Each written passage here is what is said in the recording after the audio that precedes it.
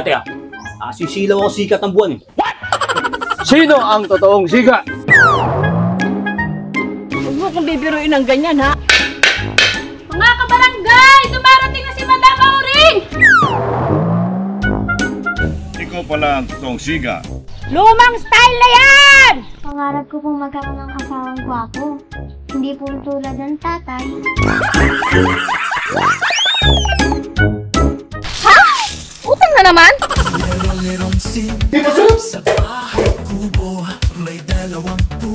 Magsitahimik kayo. Tumahimik ka na rin! Masarap po talaga yan. Papaya! Nagsasayaw na mata. Lerong sinta sa inyo natin ito. Sa bahay ko ba? Mahal! Anong ginawa mo kay Ando?